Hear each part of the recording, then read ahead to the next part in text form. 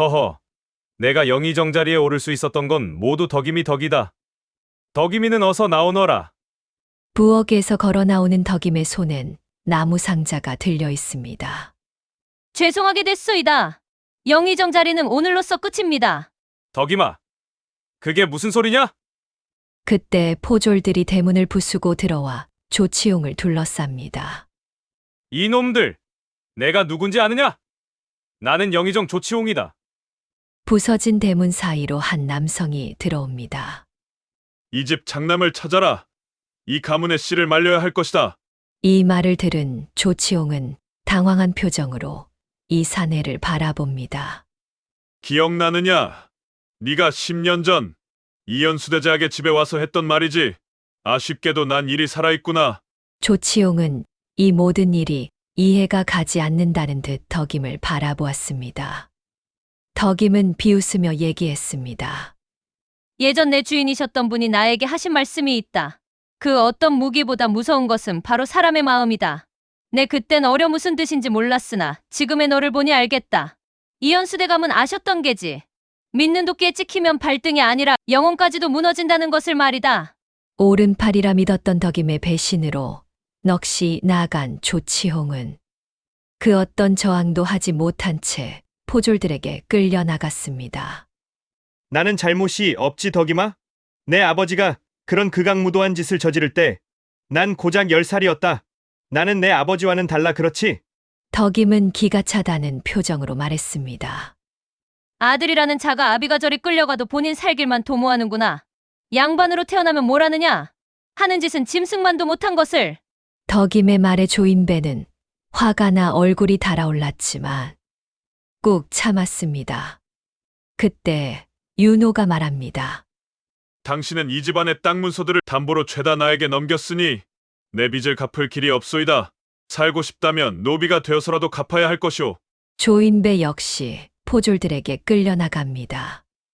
대체 이 두 사람은 이 집안에 어떤 원한이 있길래 이리도 잔인하게 박살을 냈던 걸까요? 덕임은 어떤 방법으로 이 집안 사람들이 자신을 믿게 만들었을까요? 조선시대에서 가장 잔인한 복수극, 지금 그 막을 올립니다. 조선 팔도를 통틀어 가장 무서운 무기가 무엇이냐고 묻는다면 어떤 이는 칼이라 하고 어떤 이는 권세라 하겠지요. 그러나 이 이야기를 끝까지 들으신 분이라면 아마 다른 대답을 하게 될 것입니다. 가장 무서운 무기는 사람의 마음이라는 걸 말이죠. 이 이야기의 시작은 35년 전으로 거슬러 올라가야 합니다. 유난히도 추웠던 정월 대보름이었습니다. 전 주인에게 매를 맞아 다리를 절며 길거리 한 귀퉁이에 웅크리고 있던 나이가 있었습니다. 궁의 일을 마치고 집으로 돌아가는 길이었던 대제학 이현수 대감은 추위에 떠는 이 아이를 그냥 지나칠 수가 없었습니다. 이현수 대감은 말에서 내려 무릎을 낮추고 아이의 눈을 맞추어 말을 건넸습니다. 많이 춥겠구나, 얘야. 다리는 누가 이런 것이냐? 어린 덕임은 겁이 났습니다. 태어나서 지금까지 양반이란 자신을 개, 돼지만도 못한 취급을 하는 사람들만 가득했던 것이죠. 그런 어린 덕임의 마음을 알아챘는지 이현수 대감은 더욱 다정한 말투로 말했습니다. 겁내지 마라. 갈 곳이 없다면 우리 집으로 가는 것은 어떻겠느냐? 우리 집은 매지라는 소리보다 서책 넘기는 소리가 더 큰 집이란다. 내 이름이 무엇이냐?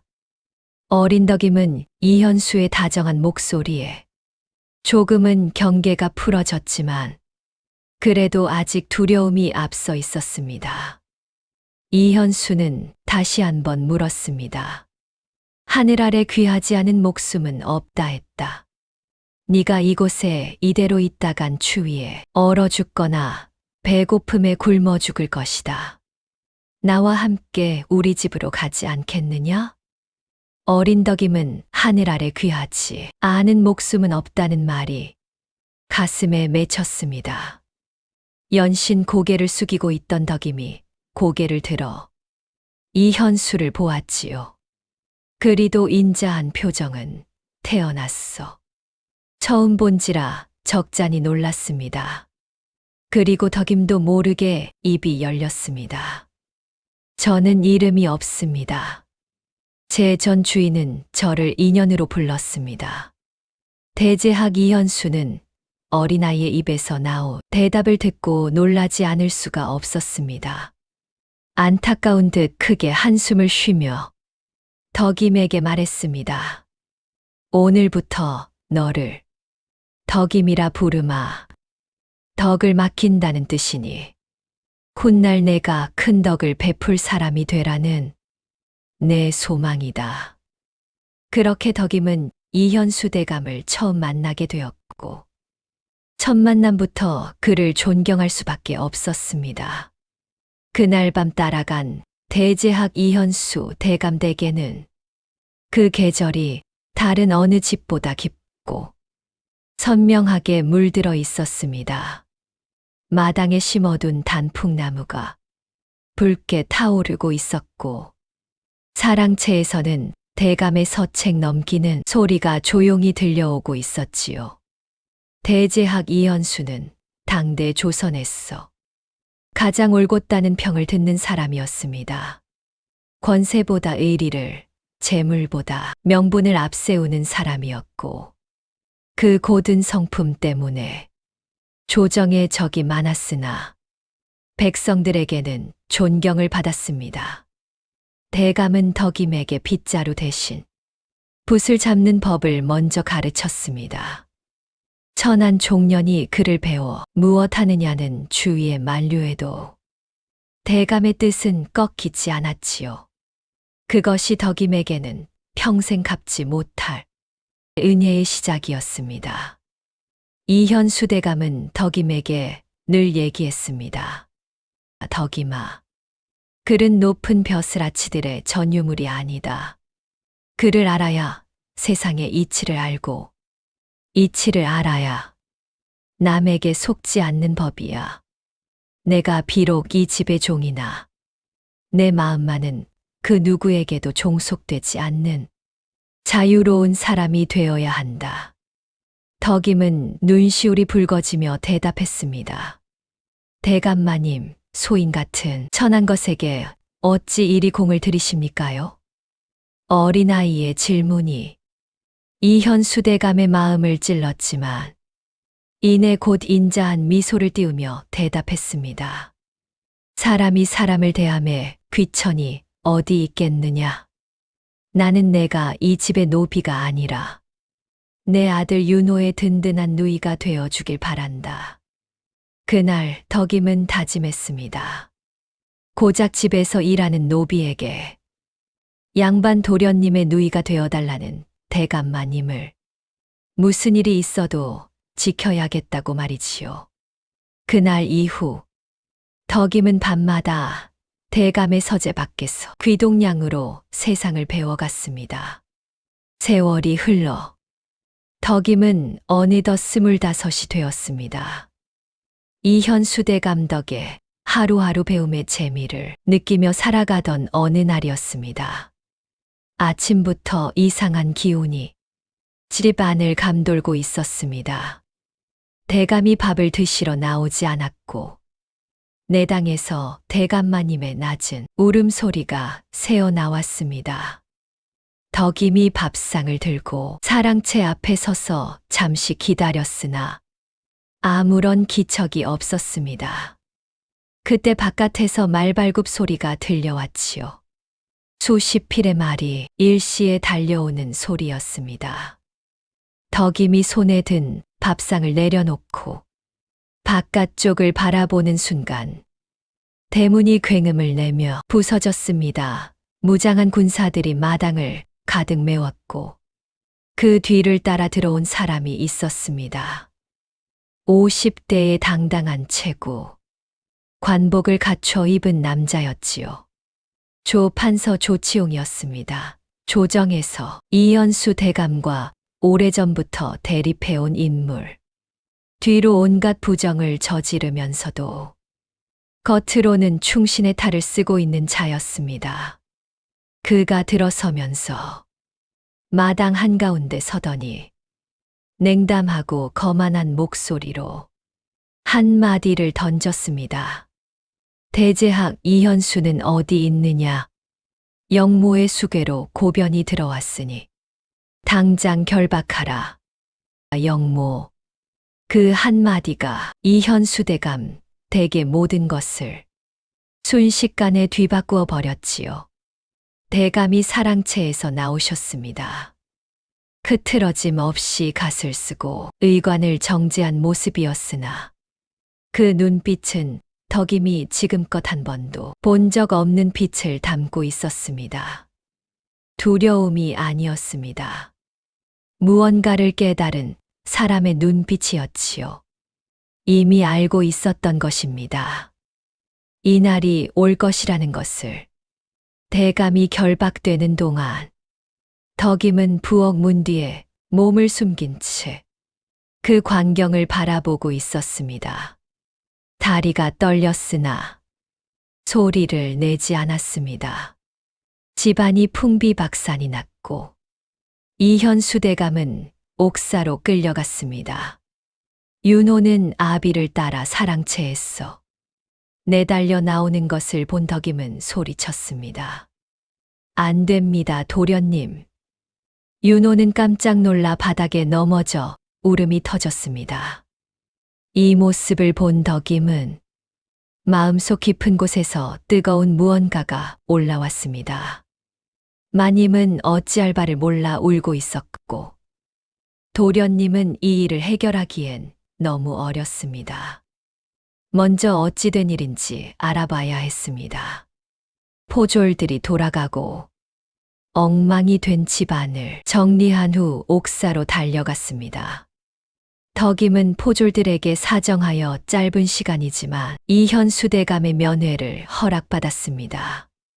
창사를 사이에 두고 덕임과 이현수 대감은 마주보고 앉았고 덕임은 말없이 눈물을 흘렸습니다. 이현수 대감은 창살 사이로 손을 뻗어 덕임의 손을 잡으며 말했습니다. 덕임아, 울지 마라. 나는 가도 내 가슴 속에 심어준 글자와 마음은 남을 것이다. 윤호를 부탁하마. 그리고 부디 너 자신을 잃지 마라. 대감의 마지막 손길이 닿았던 그 차가운 감옥의 창살, 덕임은 그날의 냉기를 잊지 않았습니다. 집안이 풍비박산이 났고 이현수 대감은 옥사로 끌려갔습니다. 윤호는 아비를 따라 사랑채에서 내달려 나오는 것을 본 덕임은 소리쳤습니다. 안 됩니다, 도련님. 윤호는 깜짝 놀라 바닥에 넘어져 울음이 터졌습니다. 이 모습을 본 덕임은 마음속 깊은 곳에서 뜨거운 무언가가 올라왔습니다. 마님은 어찌할 바를 몰라 울고 있었고 도련님은 이 일을 해결하기엔 너무 어렸습니다. 먼저 어찌 된 일인지 알아봐야 했습니다. 포졸들이 돌아가고 엉망이 된 집안을 정리한 후 옥사로 달려갔습니다. 덕임은 포졸들에게 사정하여 짧은 시간이지만 이현수 대감의 면회를 허락받았습니다. 창사를 사이에 두고 덕임과 이현수 대감은 마주보고 앉았고 덕임은 말없이 눈물을 흘렸습니다. 이현수 대감은 창살 사이로 손을 뻗어 덕임의 손을 잡으며 말했습니다. 덕임아, 울지 마라. 나는 가도 내 가슴 속에 심어준 글자와 마음은 남을 것이다. 윤호를 부탁하마. 그리고 부디 너 자신을 잃지 마라. 대감의 마지막 손길이 닿았던 그 차가운 감옥의 창살, 덕임은 그날의 냉기를 잊지 않았습니다. 자신을 짐승이 아닌 사람으로 만들어준 은인. 그 은인의 가문을 무너뜨린 조판서의 숨통을 조이기 위해 덕임은 자신의 인생을 기꺼이 불사르기로 결심한 것이었습니다. 다음 날 저녁 이현수 대감은 옥에서 사약을 받으셨습니다. 돌아오길 바랐던 이현수 대감 대신 포졸들이 다시 집에 들이닥쳤습니다. 그 뒤엔 조판서가 서 있었고 악랄한 표정으로 소리쳤습니다. 이 집에 살아있는 모든 것들의 씨를 말려라. 그렇게 포졸들은 집안 곳곳을 뒤지기 시작했고 마님과 하인들이 모조리 끌려나가 마당에 내팽개쳐졌습니다. 마당에 끌려나온 사람 중에 윤호는 없었습니다. 덕임은 분명 그곳에 숨어 있을 것이야 확신했지요. 그곳은 사랑채 안에 장롱 뒤 숨은 공간으로 과거 윤호가 어릴 때 덕임과 숨바꼭질하며 놀 때 만들어둔 곳이었습니다. 덕임은 망설임 없이 장롱을 넘어뜨렸고 그곳에 윤호가 숨어 있었습니다. 덕임은 안도의 한숨을 쉬며 윤호에게 말했습니다. 도련님, 지금 발각되면 죽습니다. 이미 마님과 다른 하인들은 모두 끌려나간 상황입니다. 이곳에 숨어 잠시 포졸들의 눈을 피했지만 계속 계실 순 없습니다.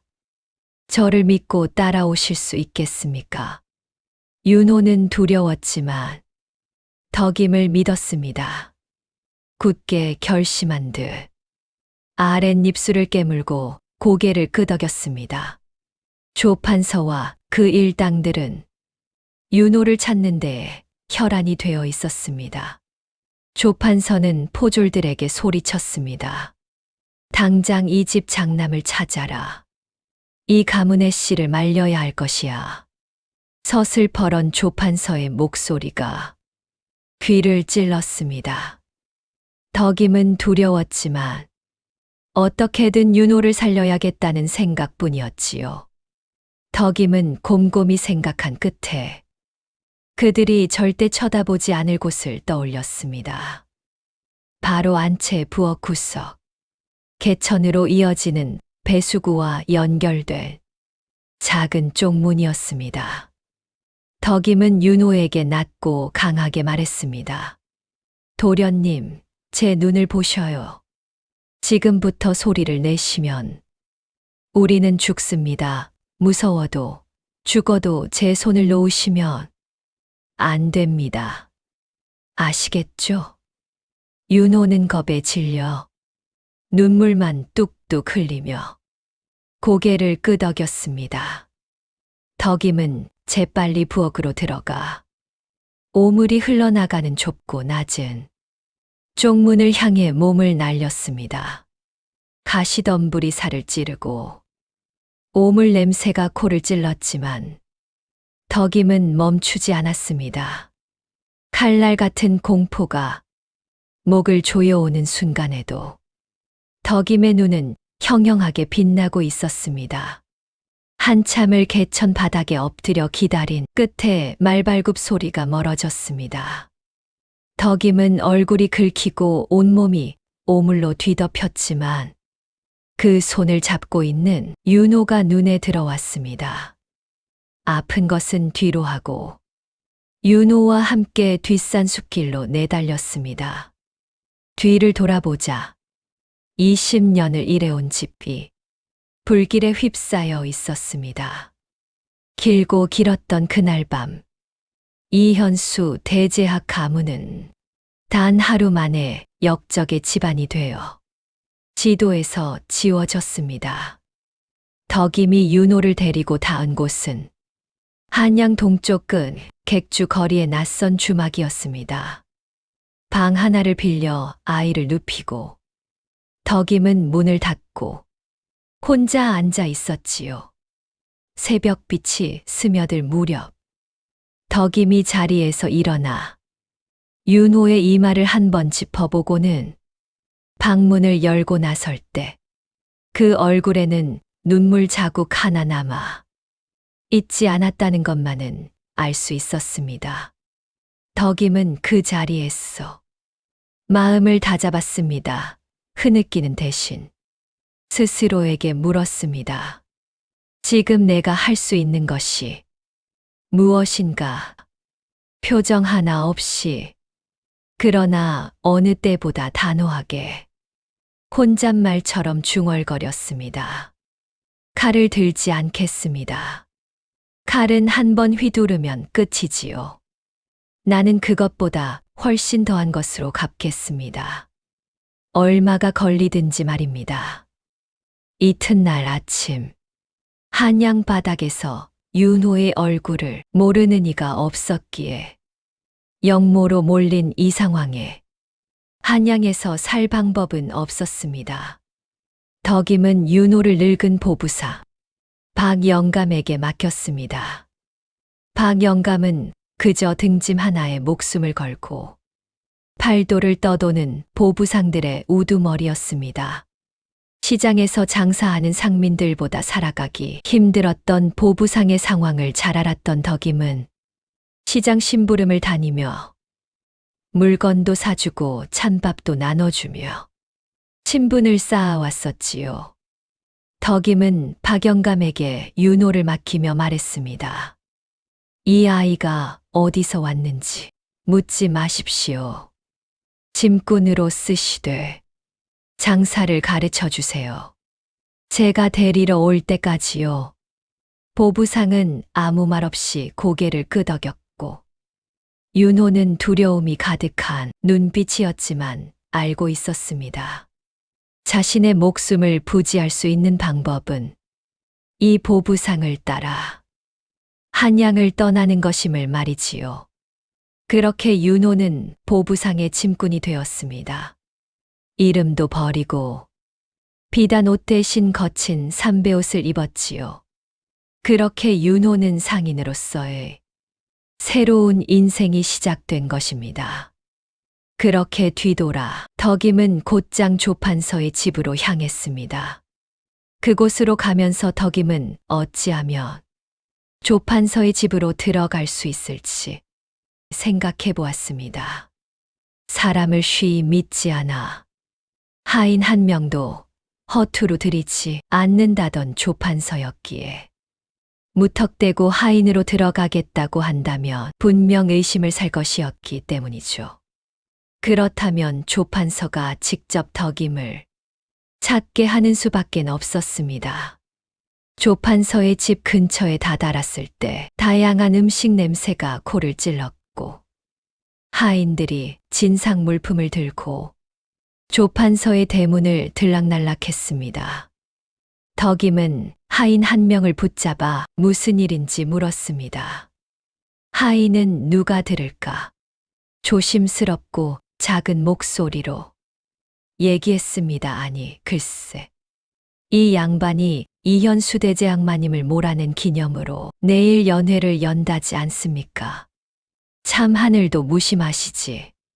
세상에 그리 덕망 높은 분을 그렇게 허망하게 보내버리고 저 악랄한 조판서의 권세는 하늘을 찌를 듯하니 하늘은 무얼 하고 있는지 모르겠소. 저런 놈 안 잡아가고. 덕임은 피가 거꾸로 솟는 느낌이었습니다. 연회라니. 한 집안이 마른 하늘에 날벼락을 맞았는데 그를 기념하여 연회를 연다니 기가 찰 노릇이었지요. 그때 갑자기 덕임은 좋은 생각이 떠올랐습니다. 어쩌면 이 연회가 덕임이 조판서의 집으로 자연스레 들어갈 수 있는 발판이 될지 모른다는 생각이 들었지요. 덕임은 떨리는 주먹을 말아쥐며 애써 차분한 목소리로 하인에게 말을 건넸습니다. 연회가 열리는군요. 사실은 제가 한때 이름난 대갓집의 참모 밑에서 일을 배웠던 사람입니다. 지금은 홀로 되어 떠돌고 있으나 오늘처럼 큰 잔치가 열린다는 소식을 들으면 가만히 있을 수가 없어서요. 일손이 부족하지는 않으신가요? 하인은 덕임의 행색을 훑어보더니 고개를 저었습니다. 말도 마시오. 지금 안채 부엌은 초상집이나 다름없소. 대감마님께서 이번 연회에 올릴 떡갈비가 맛이 예전 같지 않다며 찬모 어른의 종아리를 치셨거든. 워낙 입맛이 까다로우신 분이라. 내일 잔치 전까지 그 맛을 못 찾아내면 우리 모두 무사하지 못할 판이오. 하인의 한탄 섞인 목소리에 덕임은 눈을 가늘게 떴습니다. 조판서의 까다로운 입맛이 덕임에게는 권세 높은 조판서집의 성벽을 넘을 유일한 열쇠였습니다. 덕임은 겁에 질린 하인의 소매를 살며시 붙잡으며 세상 어디에도 없을 법한 간절하고도 확신에 찬 목소리로 말했습니다. 어르신, 제가 주제 넘은 부탁 하나만 드려도 되겠습니까? 실은 저에게 떡갈비 비법 양념이 있습니다. 찬모 어른께서 곤란을 겪고 계신다면 제가 작은 힘이라도 보태드릴 수 있을 것 같아서요. 어차피 이대로 잔치를 치르다간 다 같이 화를 입을 텐데 저를 한 번만 찬모 어른께 데려다 주시면 안 되겠습니까? 하인은 잠시 망설였습니다. 외부인을 함부로 들였다가 걸리면 제 목이 날아갈 판이었으나 당장 조판서의 불호령이 더 무서웠지요. 그는 결국 침을 꿀꺽 삼키며 덕임을 뒷문으로 이끌었습니다. 부엌 안은 그야말로 초상집이었습니다. 나이 지긋한 찬모는 종아리에서 피가 비치는데도 멈추지 못하고 고기 반죽을 치대고 있었고 아래 것들은 숨소리조차 내지 못한 채 바들바들 떨고 있었지요. 덕임이 그 앞에 서서 공손히 허리를 숙여 인사했습니다. 찬모는 덕임을 보고는 날카로운 목소리로 말했습니다. 누구냐? 지금 여기가 어디라고 감히 발을 들여? 당장 내쫓지 않고 뭐 하느냐? 서슬퍼런 찬모의 목소리에도 덕임은 당황하지 않고 차분하게 대답했습니다. 찬모 어른, 대감마님의 진노를 가라앉힐 방도가 있어 찾아왔나이다.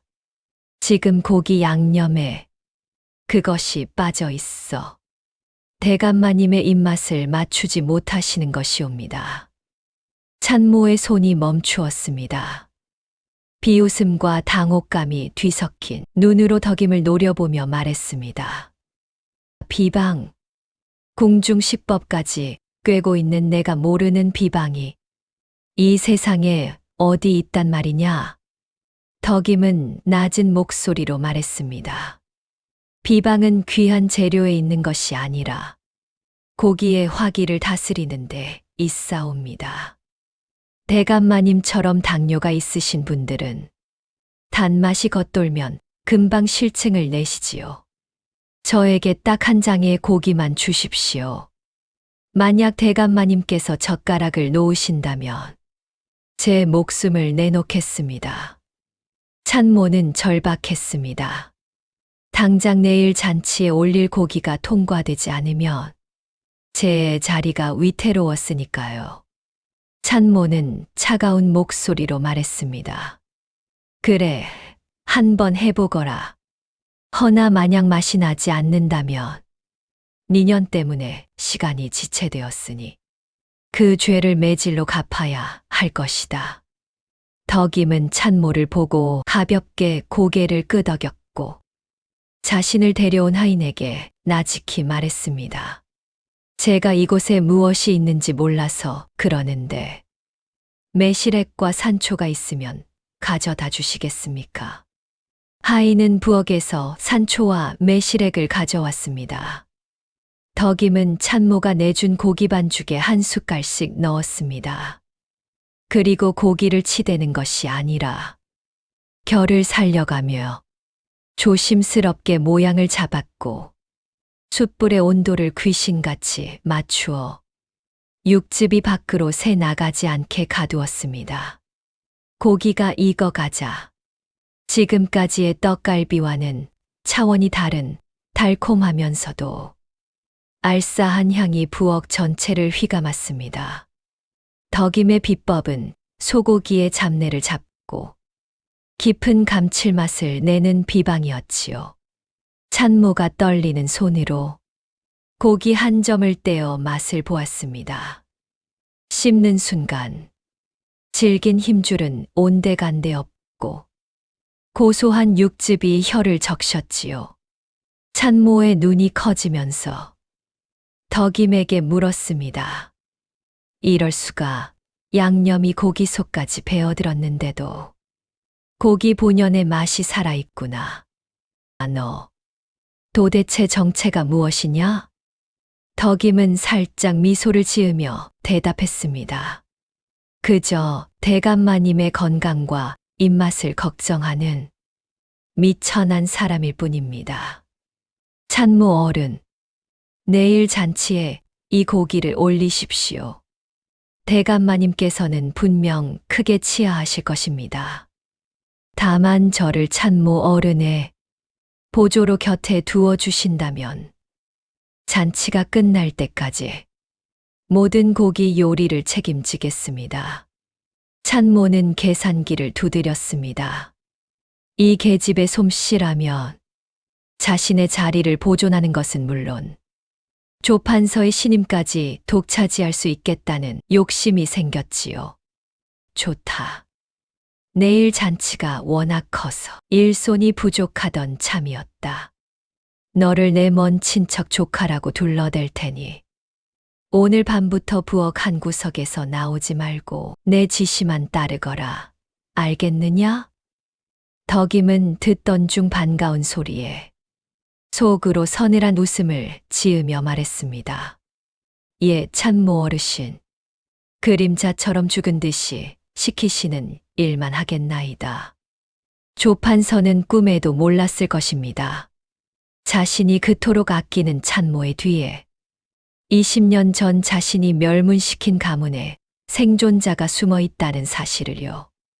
덕임은 그렇게 원수의 집 가장 깊은 곳, 모든 음식이 시작되는 아궁이 앞으로 입성했습니다. 이제 조판서의 목숨 줄인 밥상은 덕임의 손안에 들어왔습니다. 그렇게 덕임이 조판서만을 위해 준비한 가장 화려하고도 치명적인 연회가 서서히 막을 올리고 있었습니다. 다음 날이 되었습니다. 연회날의 공기는 차가웠으나 조판서 댁마당은 달아오른 화로와 사람들의 열기로 후끈거렸습니다. 조정의 고관대작들이 줄지어 앉아 조판서의 권세를 칭송했고 앞으로의 승승장구를 기원하고 있었습니다. 그들이 들이키는 술잔 속에는 누군가의 눈물이 섞여 있었으나 승리에 취한 자들에게 그것은 그저 달콤한 감로수일 뿐이었습니다. 부엌은 그야말로 전쟁터였습니다. 수십 가지의 요리가 나가고 들어오는 아수라장 속에서 덕임은 오직 하나, 조판서의 상에 올릴 떡갈비화로 앞을 지키고 있었습니다. 상석에 앉은 조판서가 술잔을 높이 들고 호탕하게 웃으며 말했습니다. 허허, 오늘 이 자리는 이현수라는 역적의 무리를 소탕하고 나라의 기틀을 바로잡은 그날의 공을 잊지 말자는 뜻에서 모인 날입니다. 다들 맛있게 드시지요. 조판서의 말에 고개를 끄덕이던 조종신료 하나가 간사한 웃음을 띠며 말했습니다. 대감의 해안이 아니었다면 이 나라가 어찌 되었겠습니까? 역시 조선의 진정한 기둥은 대감마님이십니다. 조판서는 흡족한 듯 고개를 끄덕이며 젓가락을 들었습니다. 마침 찬모가 잔뜩 긴장한 얼굴로 덕임이 구운 떡갈비를 상에 올렸지요. 노릇하게 익은 고기 위로 윤기가 흐르고 그 향이 사방으로 퍼지자 시끄럽던 연회장에 묘한 정적이 흘렀습니다. 조 판서가 떡갈비 한 점을 크게 베어 물었습니다. 순간 그의 눈이 번쩍 뜨였습니다. 씹을 필요도 없이 혀 위에서 녹아내리는 육질, 그리고 뒤이어 올라오는 알싸하면서도 깊은 감칠맛. 그것은 지금까지 그가 먹어온 그 어떤 산의 진미와도 달랐습니다. 조 판서는 말도 없이 연달아 고기를 입에 넣었습니다. 개눈 감추듯 떡갈비를 먹어치우던 조 판서는 입가에 묻은 육즙을 닦으며 말했습니다. 이 맛이 대체 무엇이냐? 우리 집 참모 솜씨가 이 정도였더냐? 그동안 이 음식을 여러 번 먹었지만 한 번도 맛보지 못했던 맛이다. 고기 속속 들이팬 이 향취. 마치 내 속을 다 알고 차려낸 것 같구나. 조판서의 극찬에 조종신료 하나가 고기 한 점을 집어먹더니 경탄하며 말을 이었습니다. 대감. 소인도 평생 미식을 즐겼으나 이런 고기 맛은 처음입니다. 이 떡갈비 한 점만으로도 오늘 연회는 여러모로 전설이 되지 싶습니다. 조 판서는 기분이 최고조에 달했습니다. 그는 당장 요리한 자를 불러오라 명했지요. 찬모는 자신이 했다. 거짓을 고했다가 경을 칠까 두려워 덕임의 옷소매를 붙잡으며 말했습니다. 대감마님이 너무 좋아하시니 되려 내가 만들었다. 거짓을 고하는 것이 두렵구나. 덕임은 방긋 웃으며 말했습니다. 걱정 마세요, 찬모 어르신. 제가 나가서 잘 말씀드리겠습니다. 덕임과 찬모는 마당으로 나가서 조판서 대감 앞에 머리를 조아리며 섰습니다. 조판서는 처음 보는 얼굴에 의아해하며 물었습니다. 내가 이 고기를 구웠느냐? 찬모 곁에 못 보던 얼굴인데 대체 정체가 무엇이냐? 덕임은 목소리를 한껏 낮추며 말했습니다. 소인 찬모 어른의 먼 친척으로 갈 곳 없는 몸을 거두어 주시어 오늘 하루 일손을 도왔을 뿐이옵니다. 대감마님의 만수무강을 기원하며 정성을 다했을 뿐이니 부디 맛이 입에 맞으셨다면 그것으로 조카옵니다. 조판서는 크게 웃으며 말했습니다. 겸손하기까지 하구나. 찬모에게 이런 영특한 친척이 있었다니 미처 몰랐다. 너는 내일부터 찬모를 도와 우리 집 반채 부엌을 맡아라. 내 입맛이 예민하여 웬만한 것엔 만족하지 못하는데 내 솜씨라면 내 남은 생을 맡겨도 좋겠구나. 덕임은 속으로 이제 되었다고 생각하며 말했습니다. 대감마님 감개무량하옵니다.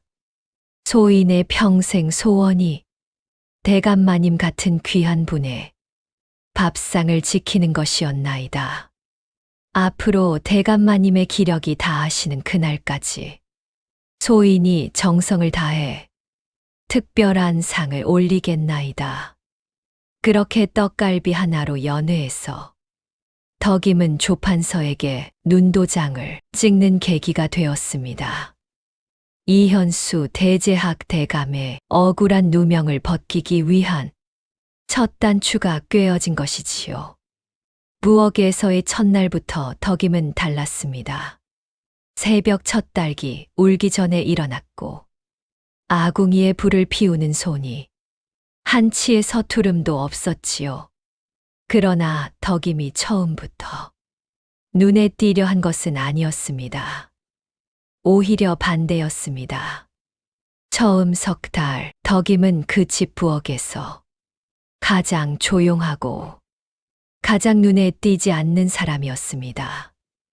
시키는 것만 했고, 묻는 말에만 대답했으며, 먼저 나서는 법이 없었지요. 그러면서 덕임은 보고 있었습니다.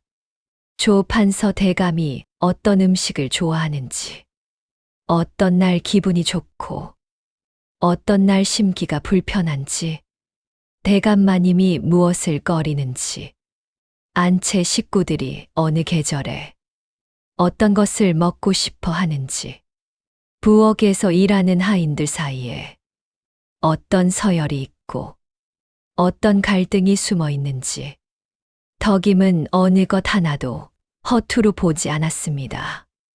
그렇게 참모를 도와 부엌에서 일하며 조판서를 감시한 지 반년 정도 지났을 때였습니다.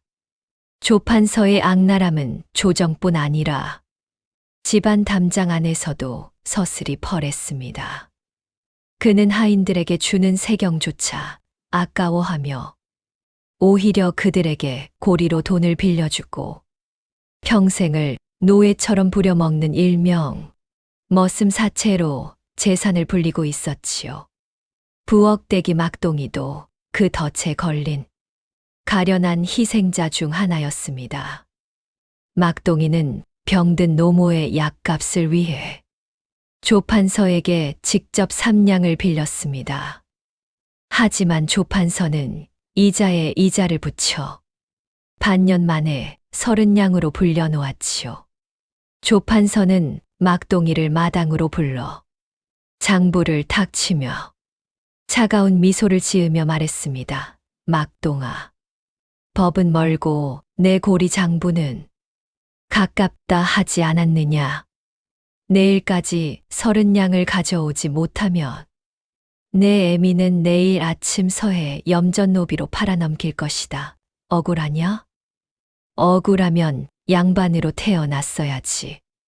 덕임은 그 광경을 목격하고는 화가 머리끝까지 났지만 차분히 마음을 가라앉히고 막동이를 구해낼 한마디를 생각했습니다. 대감마님, 노여움을 푸시고 소인의 말을 들어보시겠습니까? 조판서는 갑자기 뛰어든 덕임을 못마땅하게 쳐다보며 말했습니다. 내 인연. 네가 뭔데 지금 끼어드느냐? 네가 지금 나에게 할 말이 무엇이냐? 어줍잖게 막동이 편을 든다면 니년도 같이 염전노비로 팔아넘기겠다. 덕임은 조판서의 서슬퍼런 눈빛이 두려웠지만 이 고비만 잘 넘기면 하인들의 신임을 얻을 수 있을 거라 생각했습니다. 소인이 외람되오나 지금 이 순간 한 가지 걱정되는 것이 있사옵니다. 지금 영의정 자리를 두고 좌상대감과 경합 중이 아니십니까? 좌상대감 측에서 사람을 풀어 대감마님의 덕망을 깎아내릴 구실을 찾고 있다 들었사옵니다. 하인들을 향한 고리업은 엄연히 불법인데 이 사실을 알게 되면 그들의 표적이 되실 것입니다. 조판서는 자신의 일을 불법이라 말하는 덕임이 못마땅했지만 틀린 말은 아니었기에 말없이 고개를 끄덕였습니다. 그래서 네가 하고 싶은 말이 무엇이냐? 대감마님. 고작 노비 한 명 때문에 대감마님의 영의정의 자리로 가는 일생일대의 대업을 가로막는 돌부리가 되어서야 되겠습니까? 조판서는 부글부글 끓어오르는 화를 참으며 덕임을 노려보았습니다. 덕임의 말이 구구절절 옳았기 때문입니다. 그날 밤 덕임은 막동이에게 쌀 한 자루를 건네며 나지막이 읊조렸습니다. 보았느냐? 호랑이는 배가 고파서가 아니라 자신의 위신이 깎일까봐 짓는 법이다. 그 위신을 이용하면 호랑이의 이빨도 뽑을 수 있는 것이지. 막동이는 울면서 덕임에게 연신 고맙다고 말했습니다. 막동이를 구해낸 일은 시작에 불과했지요. 그는 결국 억지로 껄껄 웃으며 장부를 막동이에게 던졌습니다. 그래. 네가 나에게 돈을 빌린 것은 노모를 거두기 위함이었지. 내 오늘 이 계집의 말을 들어 너의 죄를 사하노니 너는 오늘부터 내 덕망을 사방에 알리도록 해라. 장부를 태워버려라. 조판서는 속으로 분이 풀리지 않아 밤새 잠을 설쳤지만 덕임 앞에서는 차마 화를 내지 못했습니다. 덕임이 자신의 약점과 야망을 정확히 꿰뚫고 있었으니까요. 조 판서가 채찍과 공포로 하인들을 굴복시킬 때 덕임은 따뜻한 밥 한 그릇과 진심 어린 위로로 그들의 영혼을 사로잡았습니다. 억울한 누명을 벗겨주고 남모를 고충을 해결해주며 덕임은 조 판서 댁 하인들의 어머니이자 주인이 되어갔지요. 그렇게 조 판서의 집에서 하인 노릇을 하며 10년의 세월을 견뎌냈습니다. 10번의 봄이 오고 가는 동안 덕임은 단 하루도 그날을 잊은 적이 없었습니다.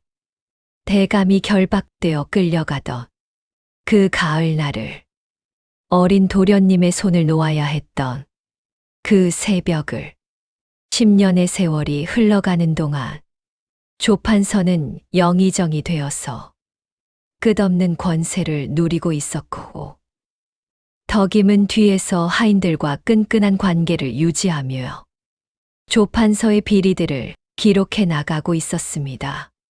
그러던 어느 날 덕임에게 더없이 든든한 지원군이 생깁니다. 덕임이 장을 보러 장터로 가는 길에 낯선 이와 부딪혔는데 그때 바닥에 떨어진 종이 한 장. 그 종이를 펼쳐본 덕임은 끝없이 눈물이 흘러나왔습니다.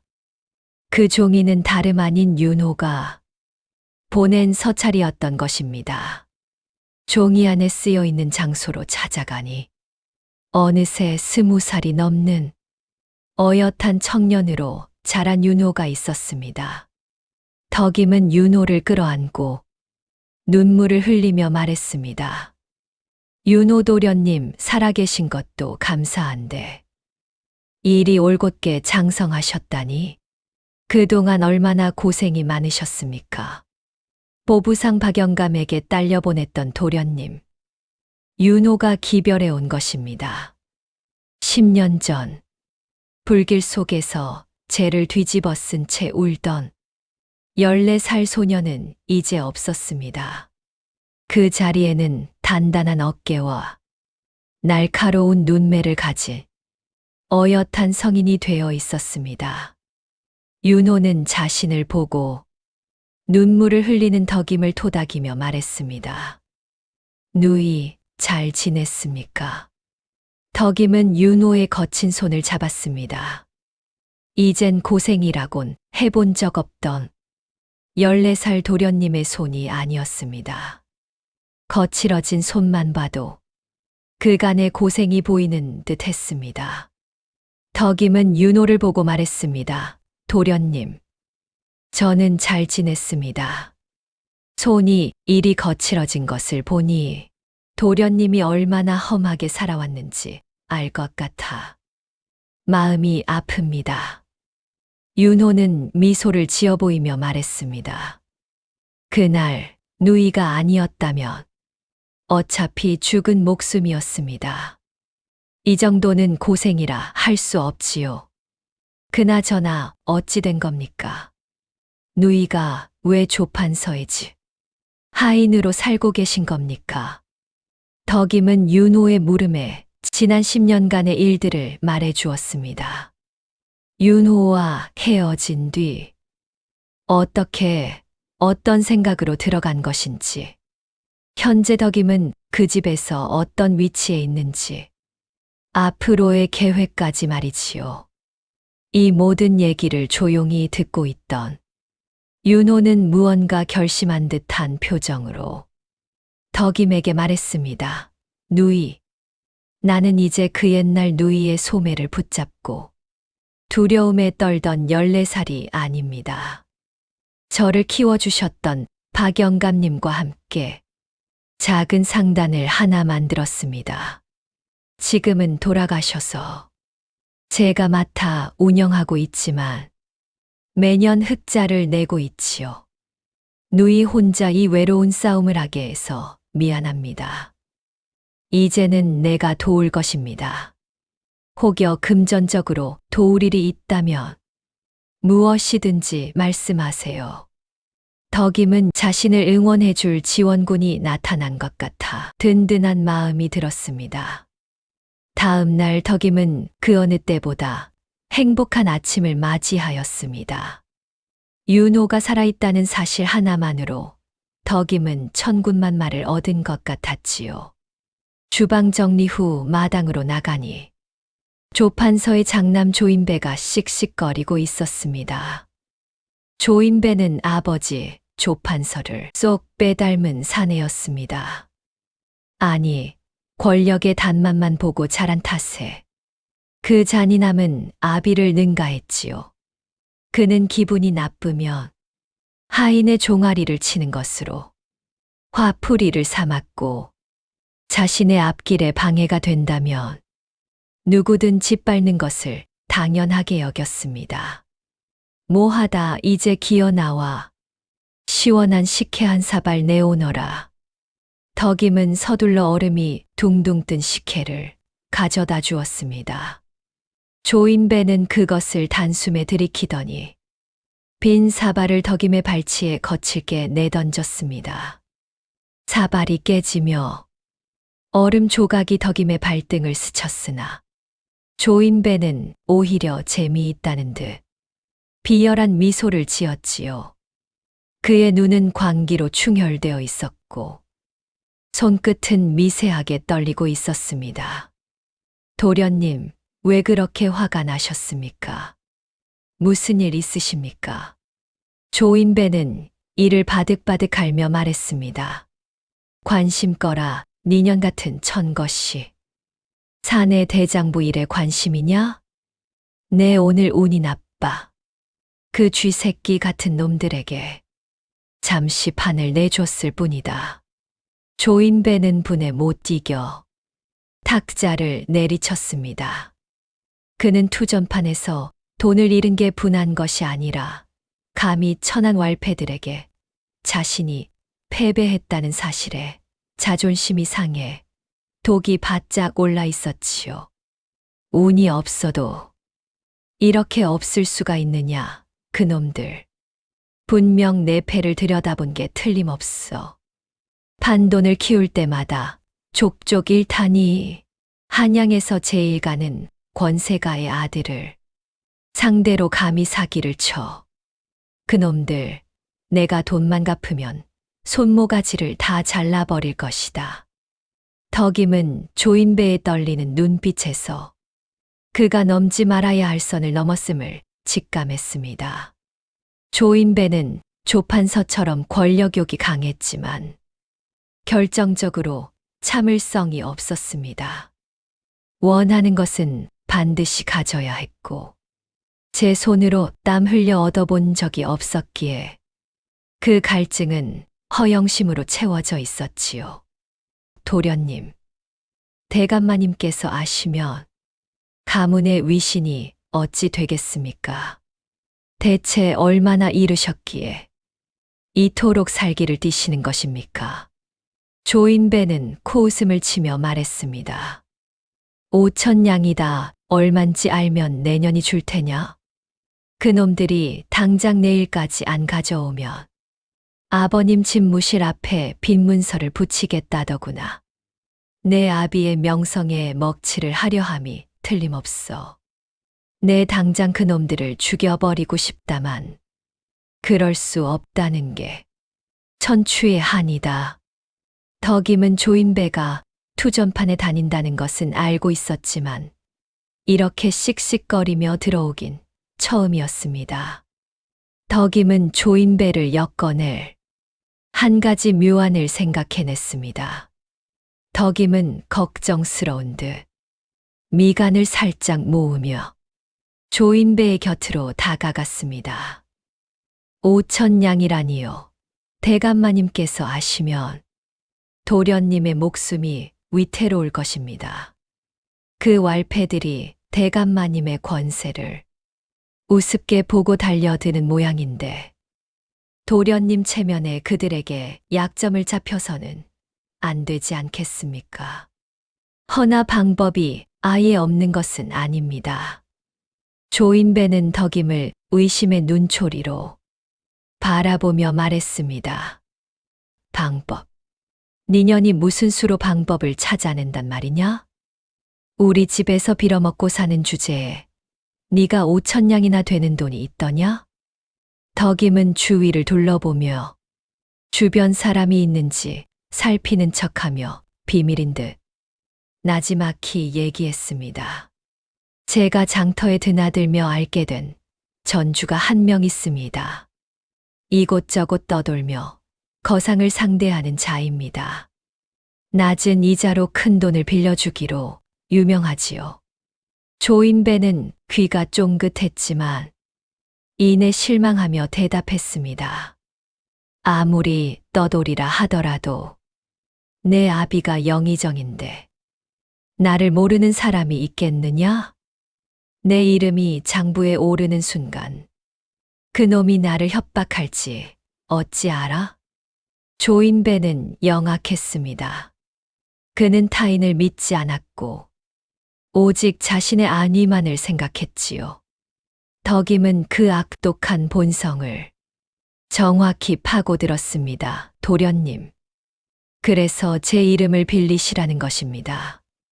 제가 비록 미천한 신분이나 조선 최고 실세인 영의정 대감의 살림을 책임지는 참모 아닙니까? 이 정도 배경이면 그 전주도 저를 믿고 큰 돈을 내어줄 것입니다. 도련님께서는 뒤에 계시고 제가 돈을 빌려온 것으로 하면 그 누구도 도련님의 이름을 알 수 없을 것입니다. 조인배의 입가에 비열한 미소가 번졌습니다. 그래, 바로 그거다. 일이 잘못돼도 니년 이름으로 돈을 빌리는 것이니 나는 아무 상관없겠지. 역시 참모년이라 그런지 머리가 잘 돌아가는군. 덕임은 그런 조인배를 보며 속으로 생각했습니다. 그래, 그렇게 돈을 빌리고 도박을 하며 흥청망청 살 거라.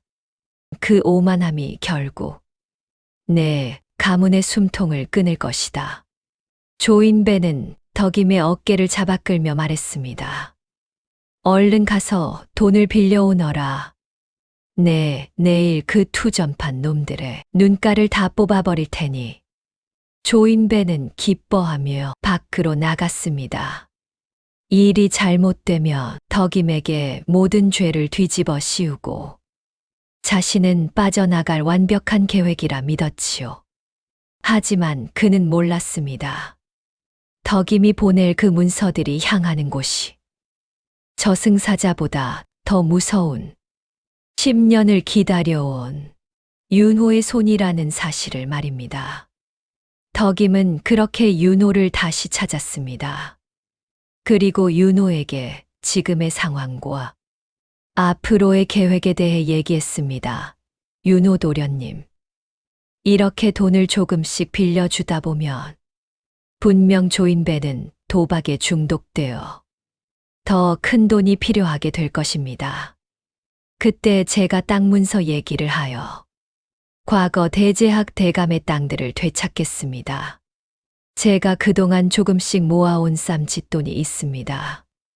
조인배의 성격사. 금방 큰 돈을 필요로 하겠지요. 그때 땅 문서를 담보로 빼낼 것입니다. 윤호는 덕임의 말을 듣고 비장한 표정으로 대답했습니다. 그 돈 제가 빌려드리겠습니다. 누이와 처음 만난 날 너무 반가운 나머지 얘기하지 못했지만 저는 누이가 생각하는 것 이상으로 큰 상단의 행수가 되었습니다. 박 영감께서 살아계실 때부터 조금씩 함께 키워온 상단인데 돌아가시면서 저에게 맡기셨지요. 누이가 홀로 전쟁터에 계신 것 같아 어떻게든 도움을 드리고 싶었는데 잘 되었습니다.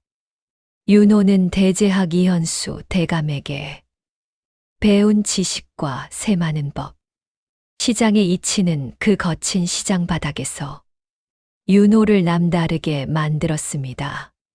특히나 글자를 모르는 보부상들 사이에서 장부를 정리하고 물길의 흐름을 읽고 한양의 시세를 예측했습니다. 덕임이 조판서집 부엌대기로 들어가 원수의 입맛을 맞추는 동안 윤호는 박 영감의 보부상 무리를 한양에서 가장 큰 상단으로 키워낸 것이지요. 그렇게 윤호에게 돈을 빌려 조인배에게 가져다 주길 여러 번. 어느 날은 조인배가 술에 잔뜩 취했어 들어왔습니다. 덕임아, 덕임아, 이리 나와보거라. 덕임이 차가운 밤바람을 가르며 마당으로 나섰습니다. 조인배는 덕임을 보자마자 옆에 있던 화분 하나를 발로 착 깨뜨리며 삿대질을 해댔지요. 이번에 니년이 준 돈은 너무 적었다. 그까지 푼 돈으로 사내대장부가 무슨 일을 할 수 있단 말이냐. 조인배는 덕임의 옷자락을 거칠게 잡아 끌며 분풀이를 해댔습니다. 그는 죄책감이라곤 눈곱만큼도 없는 인간이었지요. 오히려 자신이 돈을 잃은 것이 덕임이 돈을 적게 빌려왔기 때문이라며 적반하장으로 소리를 질렀습니다. 덕임은 그 더러운 손길을 견디며 드디어 마지막 덫을 놓았습니다. 도련님, 진정하십시오. 대감마님께서 나오시면 어쩌려고 이러십니까?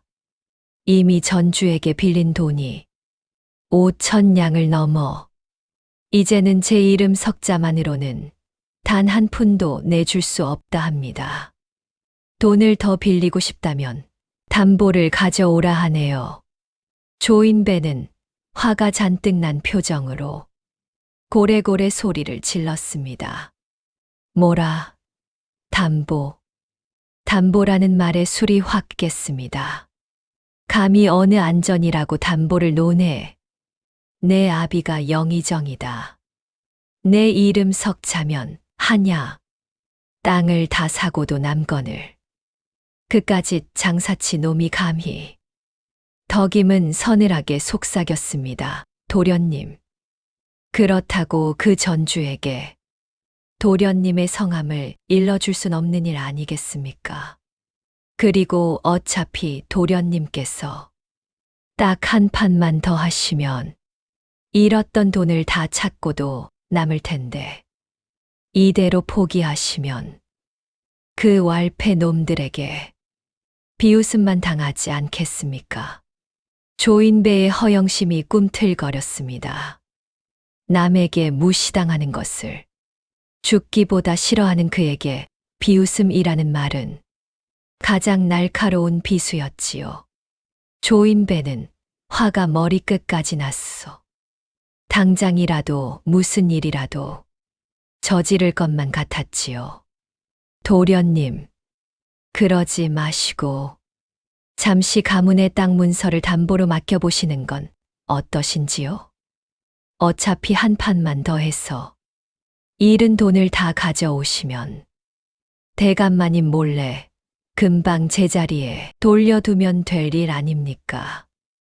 그 전주 놈도 땅 문서만 보면 입을 닫고 거액을 내어줄 것입니다. 조인배의 눈에 광기 어린 희망이 스쳤습니다. 그는 아비의 안위나 가문의 명예 따위는 안중에도 없었습니다. 오직 자신의 자존심을 세우고 그 판돈을 다시 손에 쥐는 것만이 중요했지요. 조인배는 이미 도박판에 심한 중독이 되어 있는 상태였고, 덕임에게는 이보다 더 좋은 기회는 없었지요. 그래. 어차피 내일이면 다시 찾아올 문서다. 아버지가 돌아가시면 어차피 그 땅들이 다 내 것인데 잠시 빌려 쓰는 게 무슨 대수냐. 내 당장 아비의 서재에서 인장과 땅 문서를 빼올 테니 너는 그 전주에게 돈이나 빌려오거라. 그날 밤 조인배는 도둑 고양이 마냥 조판서의 서재로 숨어들었습니다. 덕임은 속으로 생각했습니다. 그래, 가져오너라. 내 아비가 평행을 바쳐 백성들의 고혈로 쌓아 올린 그 땅들을 내 그 더러운 손으로 직접 내어주거라. 그 문서가 내 손에 들어오는 순간 너희 부자의 천국은 영원히 끝이 날 테니 달빛조차 구름 뒤로 숨어버린 그날 밤 조판서 가문의 화려한 몰락은 그렇게 아들의 탐욕스러운 손끝에서 시작되고 있었습니다. 그렇게 조판서 집의 재산 관련 문서들은 하나씩 조용히 윤호의 상단으로 흘러들어갔고, 장부에는 여전히 조판서 가문의 이름이 적혀 있었으나 실질적인 소유권은 이미 다른 곳에 있었습니다. 조판서는 몰랐습니다. 아들이 무슨 짓을 하고 있는지, 집안 재산이 어디로 흘러가고 있는지를. 그저 자신의 권력을 더 강하게 만들기에 급급했고, 집안 살림이 겉으로는 여전히 풍족하게 돌아가고 있었으니까요. 그렇게 조금씩 조판서의 재산들이 밖으로 빠져나가는 동안 덕임은 조판서가 10여 년 전 대제학을 역적으로 몰기 위해 주고받은 밀서들의 내용, 그동안 뒤로 받아온 매물의 액수와 날짜와 이름들, 집 안에서 흘러가는 모든 말들을 기억했고, 기억한 것은 반드시 적어두었지요. 뒤에서 이렇게 증거들을 모으는 동안 덕임은 조판서에게 보고하는 이중장부를 만들었습니다. 그 덕분에 조판서는 덕임을 더 신임했고, 집안 살림은 완전히 덕임의 소나귀에 들어가게 되었지요. 그해 가을, 드디어 결전의 날이 왔습니다. 바로 조판서대 쾌가변이 예정된 날이었지요. 이제 영의정 자리에 올랐으니 그곳에 초대받은 인물들도 보통 사람은 아니었습니다. 조판서가 직접 손님 명단을 작성했고, 그 명단에는 조정의 고관대작들이 빠짐없이 올라 있었지요. 조판서가 한양 권력의 중심에 우뚝 섰음을 온 세상에 선포하는 자리였습니다. 대문 앞에 홍살문 장식이 세워졌고, 마당 전체에 비단 휘장이 드리워졌으며, 음식 재료만으로도 웬만한 집안에 한 달 살림을 넘어서는 규모였습니다. 그 모든 준비를 진두지휘한 사람이 덕임이었습니다. 덕임은 그 한 달 동안 평소보다 더 부지런히 움직였습니다. 새벽부터 밤까지 음식 준비를 감독하고, 손님 접대 동선을 짜고, 하인들의 역할을 하나하나 정해 주었지요. 그러면서 단 한순간도 흐트러진 모습을 보이지 않았습니다. 오히려 그 어느 때보다 자애롭고 헌신적인 얼굴로 집안을 누볐지요. 아무도 몰랐습니다. 이 잔치가 조판서를 위한 자리가 아니라 덕임이 10여 년을 준비해온 마지막 무대라는 것을. 회가변 당일이었습니다. 해가 중천에 오를 무렵부터 손님들이 들어오기 시작했습니다. 조정의 판서들, 참판들, 그리고 각 고을에서 올라온 세도가들이 화려한 가마를 타고 줄지어 대문을 들어섰지요. 마당에는 기생들의 노랫소리가 울려 퍼졌고 상다리가 휘어질 만큼 차려진 음식상이 끝없이 이어졌습니다. 조 판서는 상석에 앉아 연신 웃음을 흘렸습니다. 평생 이런 날을 꿈꿔왔다는 듯 술잔을 들 때마다 얼굴이 더 붉어지고 목소리가 더 커졌지요. 손님들이 덕담을 건넬 때마다 고개를 끄덕이며 흡족해했습니다. 잔치가 한창 무르익던 오후 나절이었습니다. 조 판서가 술기운이 오른 얼굴로 자리에서 일어났습니다. 그리고 손님들을 향해 목소리를 높였지요. 무언가를 말하고 싶어 안달이 난 사람처럼 잔을 들어 올리며 말했습니다. 얼굴에 만족감이 가득 번져 있었고 자신이 가진 모든 것을 이 자리에서 자랑하고 싶은 사람의 들뜬 목소리였습니다. 오늘 이 자리가 이토록 빛날 수 있는 것은 다 우리 집 덕임이 덕분이요. 강산이 10번 이상 바뀌는 동안 이 집 살림을 제 살림처럼 꾸려온 사람이요. 내 오른팔이자 왼팔이라 해도 과언이 아니지. 덕임아, 이리 나오너라. 오늘 손님들 앞에서 내가 직접 내 공을 치하하고 싶다. 손님들의 시선이 일제히 한 곳으로 쏠렸습니다. 마당 한편에 조용히 서 있던 덕임이 앞으로 걸어 나왔지요. 단정하게 머리를 빗어 올리고 깔끔한 옷을 갖춰 입은 모습이었습니다.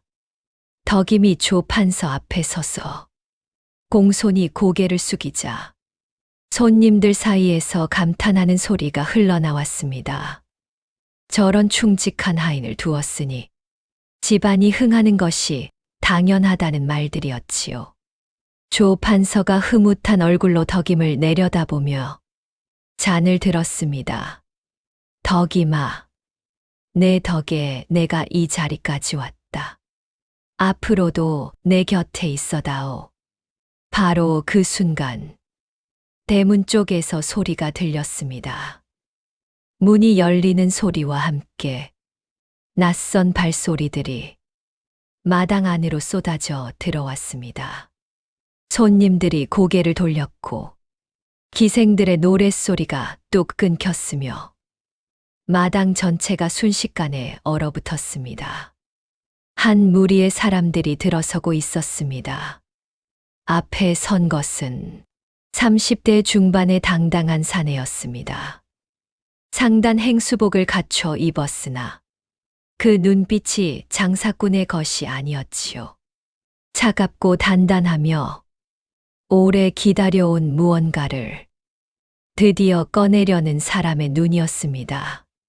그 뒤를 따라 들어선 사람들의 손에는 문서 꾸러미들이 들려 있었습니다. 그는 다름 아닌 윤호였습니다. 조 판서가 눈살을 찌푸리며 자리에서 일어났습니다. 갑작스러운 난입에 당혹감과 분노가 뒤섞인 얼굴이었지요. 이게 무슨 짓이냐? 어디서 온 자들이기에 남의 집 잔치에 이렇게 들이닥치는 게야? 윤호가 멈추었습니다. 그리고 조 판서를 똑바로 바라보며 말했습니다. 공손함도 없었고 두려움도 없었지요. 담담하되 단호한 목소리였습니다. 빚을 받으러 왔습니다. 대감. 윤호는 문서 꾸러미를 마당 한가운데 펼쳤습니다. 땅 문서, 집 문서, 논 문서들이 쏟아져 나왔지요. 날짜와 이름과 금액이 빼곡히 적힌 채권 문서들이었습니다. 그리고 그 채권들의 총액이 윤호의 입에서 흘러나오는 순간 마당에 있던 사람들 중 3매, 밝은 자들의 안색이 달라졌습니다. 조 판서 가문의 전 재산을 팔아도 갚지 못할 금액이었으니까요. 조 판서의 얼굴에서 혈색이 사라졌습니다. 잠시 후 분노가 그 자리를 채웠지요. 하인들을 불러 저 자들을 끌어내라 명했습니다. 그러나 하인들이 움직이기 전에 윤호가 손을 들었고 그 손짓에 따라 대문 밖에서 또 다른 사람들이 들어섰습니다. 사헌부 관복을 입은 관리들이었습니다. 그 순간 잔치에 참석했던 손님들이 하나둘 자리에서 일어나기 시작했습니다.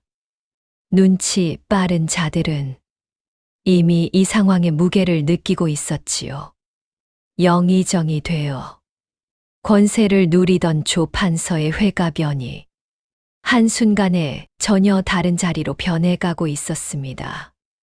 조 판서가 부들부들 떨며 마당을 가로질러 덕임에게로 왔습니다. 가장 믿었던 사람, 10년 동안 제 오른팔이라 불렀던 사람, 그 눈에 분노와 당혹과 두려움이 뒤엉켜 있었지요. 목소리가 떨렸습니다. 턱을 들이밀고 눈을 부라리며 떨리는 목소리로 말했습니다. 덕임아, 이게 어찌 된 일이냐? 내가 관리하던 살림 아니었느냐? 어떻게 이런 빚이 쌓이도록 몰랐단 말이냐? 당장 해명해라. 마당이 조용해졌습니다. 남아있던 손님들이 모두 그 자리에 굳어버렸지요. 기생들도, 하인들도, 사헌부 관리들도 모두의 시선이 덕임에게 쏠렸습니다. 덕임은 그 자리에서 움직이지 않았습니다. 조 판서의 호통을 들으면서도 쏟아지는 모든 시선을 받으면서도 덕임의 얼굴에는 아무것도 없었습니다. 두려움도 당황함도 미안함도 지난 10여 년 동안 단 한 번도 보인 적 없던 그 얼굴이 지금 이 순간 드디어 본 모습을 드러내고 있었습니다. 차갑고 고요하며 서늘한 얼굴이었습니다. 덕임이 천천히 고개를 들어 조 판서를 바라보았습니다. 그리고 아주 조용히 돌아섰습니다. 덕임이 걸어간 곳은 부엌이었습니다. 아무도 그 뒷모습을 막지 못했습니다. 조 판서도 하인들도 사헌부 관리들도 덕임이 걸음을 옮길 때 그 공간의 공기가 달라지는 것을 사람들은 느끼고 있었지요. 덕임이 부엌으로 들어가 아궁이 앞에 섰고 아궁이 뒤쪽 돌벽 틈에 손을 넣었습니다. 작은 나무 상자가 나왔습니다. 덕임이 그것을 가슴에 안고 다시 마당으로 나왔지요. 마당의 모든 사람들이 그 상자를 바라보았습니다. 덕임이 상자를 들고 사헌부 관리들 앞으로 걸어가서 상자를 열었지요. 단정하게 접힌 문서들이 가득했습니다. 덕임이 그것을 꺼내어 사헌부 관리들의 손에 직접 올려놓았습니다. 관리들이 문서를 펼쳤습니다. 읽어 내려가는 얼굴이 굳어졌지요. 10년 전 밀서들이었습니다. 조 판서가 대제학 이현수를 역적으로 모함하기 위해 주고받은 편지들, 날짜와 이름과 인장이 선명한 것들이었지요. 그리고 그 뒤에 이어지는 뇌물 장부들, 20년에 걸쳐 꼼꼼하게 기록된 숫자들과 이름들이었습니다. 조 판서의 낯빛이 흙빛으로 변해가고 있었습니다. 그것이 어디서 나온 것이냐, 덕임아. 당장 그것을 내놓아라. 그것은 내가 손댈 물건이 아니야. 당장 그 말이 채 끝나기도 전에 덕임이 돌아섰습니다. 10년 만에 처음으로 조 판서를 정면으로 바라보았습니다.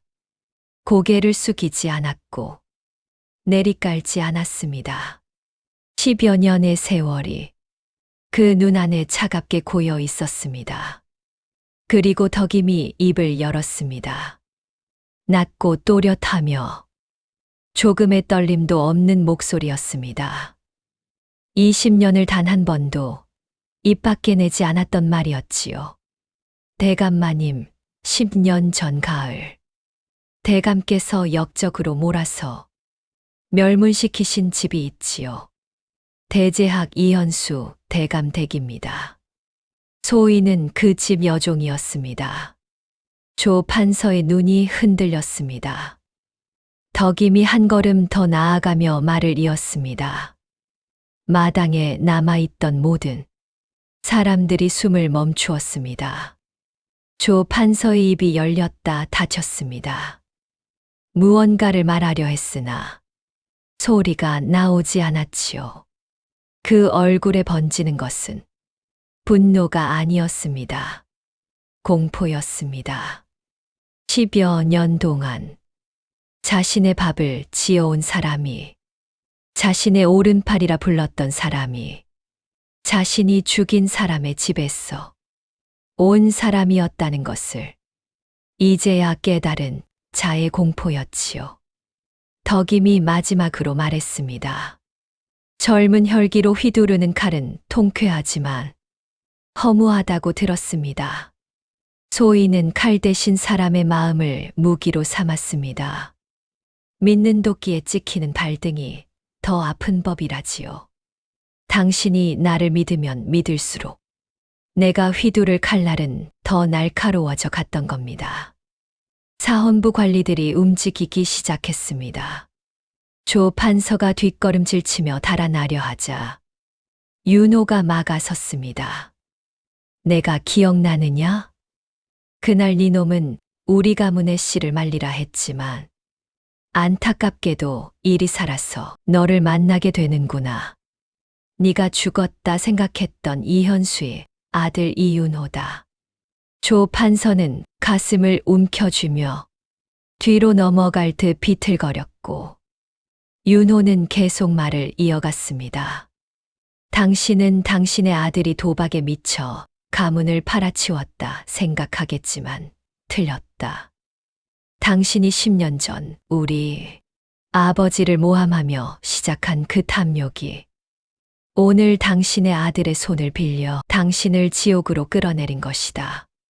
조 판서는 큰 충격에 휩싸였고 다리에 힘이 풀리면서 주저앉았습니다.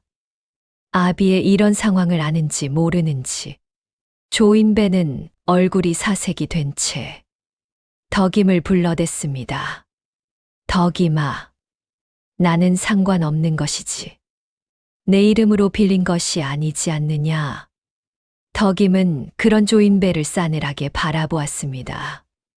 그동안 모진 막말과 온갖 무시를 당해왔던 세월이 마음속 깊숙한 곳에서 올라왔습니다. 덕임은 그 어느 때보다 차가운 표정으로 말했습니다.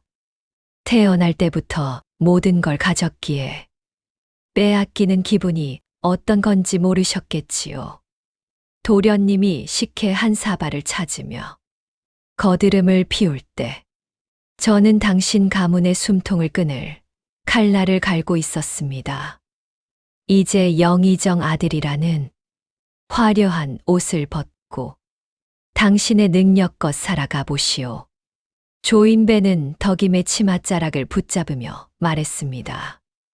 덕임아, 솔직히 나는 잘못이 없지 않느냐. 잘못은 10년 전 아버지가 다 하신 것이지. 나는 그때 고작 10살 남짓 어린아이였거늘. 왜 나도 함께 벌을 받아야 한단 말이냐? 조 판서는 아들의 인면수심한 말에 기가 찼습니다. 아들이라는 놈이 아비가 사헌부에 끌려가게 생겼는데 너의 안위만을 걱정하느냐? 조인배는 냉철한 표정을 지으며 말했습니다. 과거의 일은 아버지의 잘못이지 않습니까? 저는 빌린 돈을 못 갚은 죄밖에 없습니다. 그렇지 않니, 덕임아? 덕임과 그곳에 있던 모든 사람들은 조인배의 간사함에 혀를 내둘렀습니다. 모두들 말하진 않았지만 다들 같은 생각을 갖고 있었지요.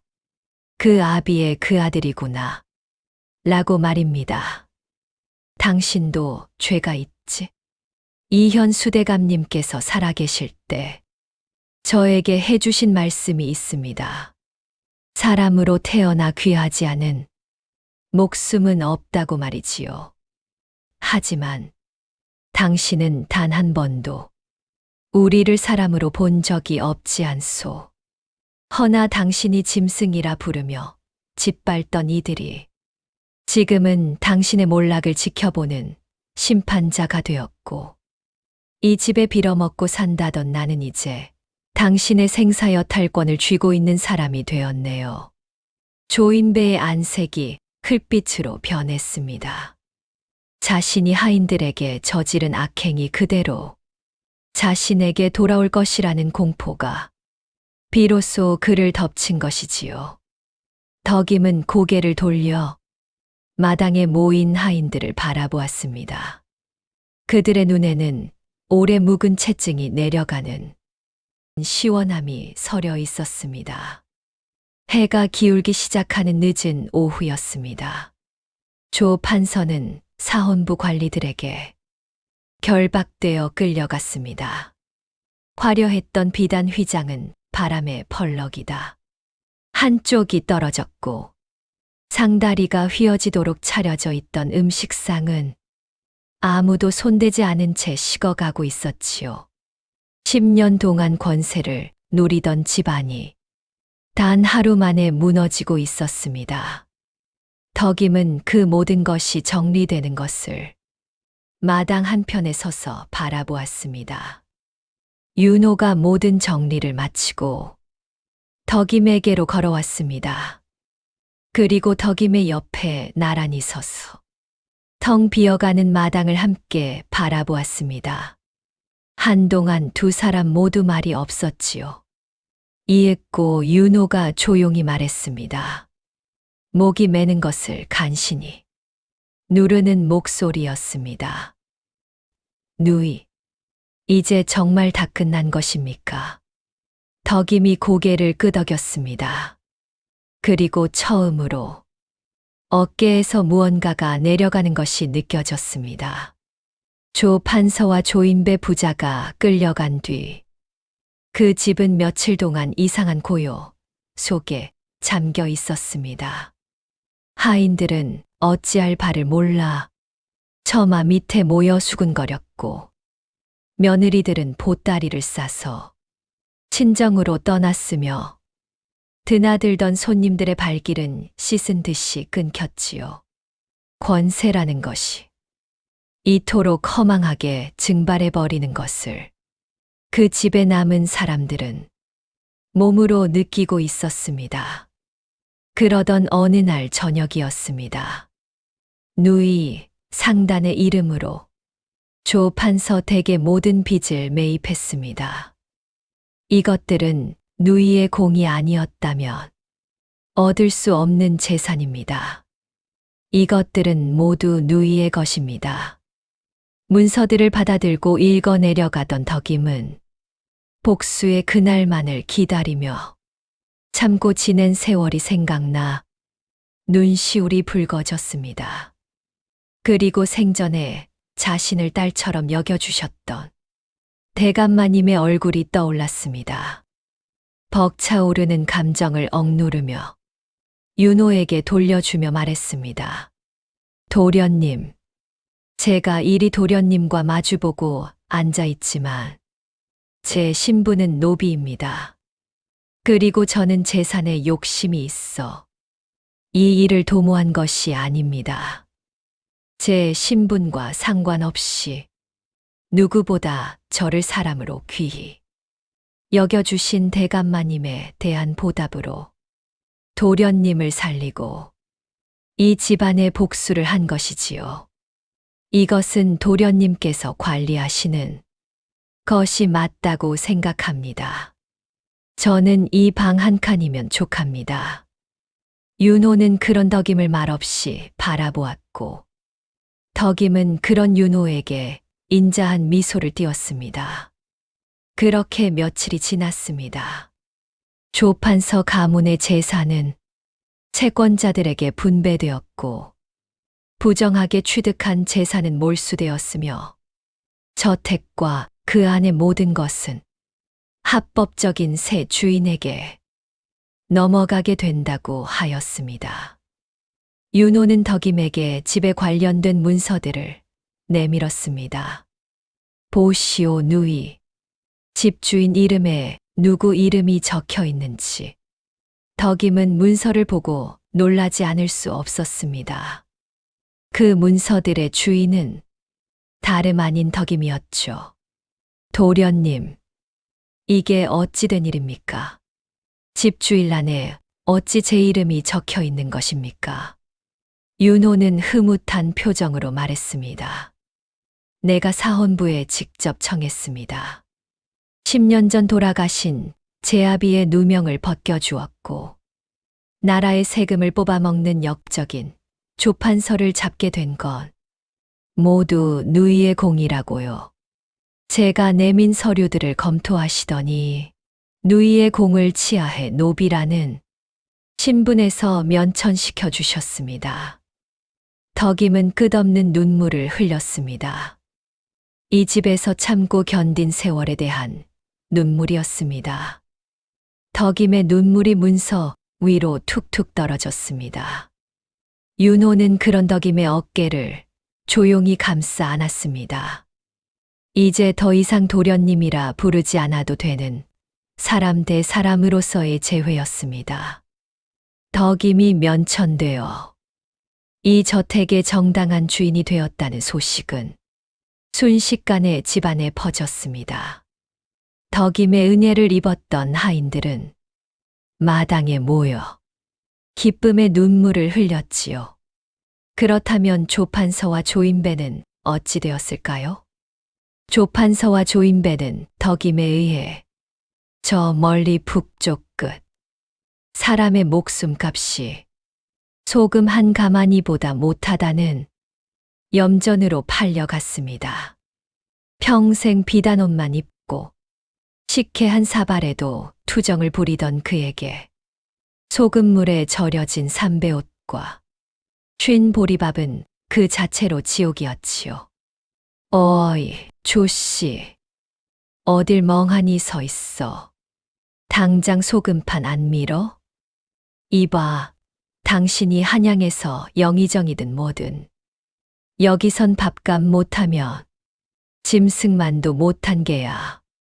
조판서와 조인배는 그곳에서 자신이 하인들에게 했던 매질보다 더 독한 매질을 당했습니다. 도망치려다 잡혀 발바닥이 터지고 배고픔에 쥐가 먹다. 남은 곡물을 주워 먹으며 그는 비로소 깨달았습니다.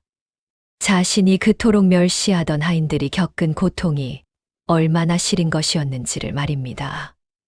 결국 그들은 쓸모가 없다는 이유로 주인에게 매질을 당해 길바닥에 내버려졌습니다. 5년 뒤 그들은 거지꼴이 되어 한양까지 수백리 길을 구걸하며 돌아왔지요. 그리고 자신이 주인이라 믿었던 이제는 덕임의 집이 된 그 저택 앞에 다다랐습니다. 조판서 부자는 부엌 뒷문가에서 엎드려 울부짖고 있었습니다. 덕임아, 아니, 마님, 제발 밥 한 술만 주십시오. 덕임아, 여기서 네가 시키는 일은 무엇이든 하겠다. 그러니 제발 이곳에서 머물 수 있게 해다오. 문이 열리고 정갈한 옷차림의 덕임이 걸어 나왔습니다. 그녀는 차가운 식혜 대신 김이 모락모락 나는 따뜻한 쌀밥 한 그릇을 그의 앞에 내려놓았습니다. 조인배는 허겁지겁 손으로 밥을 퍼먹으며 말했습니다. 고맙습니다, 마님. 정말 고맙습니다. 제가 잘못했습니다. 제가 짐승이었습니다. 제발 저를 거두어만 주십시오. 마당쇠라도 하겠습니다. 조판 서부자의 처절한 목소리가 마당 가득 울려 퍼졌습니다. 덕임은 한동안 아무것도 하지 않았습니다. 촛불이 조용히 타오르고 있었고, 담장 너머 골목에서 가을 바람이 지나가는 소리가 들렸습니다. 덕임은 마당에 엎드려 있는 그들을 뒤로 한 채 방으로 들어왔습니다. 그런데 그 고요 속에서 덕임의 눈앞에 무언가가 떠오르기 시작했습니다. 10년 전 가을, 단풍이 붉게 물들었던 대제하 이현수 대감댁 마당이었지요. 이제 그곳엔 아무도 없지만 이곳엔 역경을 이겨내고 돌아온 윤호가 있고 자신의 힘으로 주인의 이름을 지켜낸 이름 없는 노비가 있습니다. 대감마님, 다 됐습니다. 소인이 했습니다. 생전에 말씀하신 것처럼 칼보다 사람의 마음이 무섭다는 것을 뼈저리게 깨달았나이다. 이제 제가 눈 감는 날까지 윤호도련님을 보필하며 살겠습니다. 그렇게 덕임의 이야기는 마무리가 됩니다. 덕임의 이야기가 주는 교훈은 현대인들도 배워야 할 점이 아닐까요? 우리는 알게 모르게 다른 사람의 마음에 상처를 내고 삽니다. 어쩌면 폭력보다 더 무서운 것이 사람의 입에서 나오는 말 한마디라는 생각이 듭니다. 오늘 하루를 돌아보며 소중한 사람에게 상처가 되는 말을 하지는 않았는지 생각해 봐야겠습니다. 들어주셔서 감사합니다. 달빛 아담의 다음 이야기가 궁금하시다면 구독과 알림 설정 잊지 마세요. 평안한 날만 가득하길 기원합니다.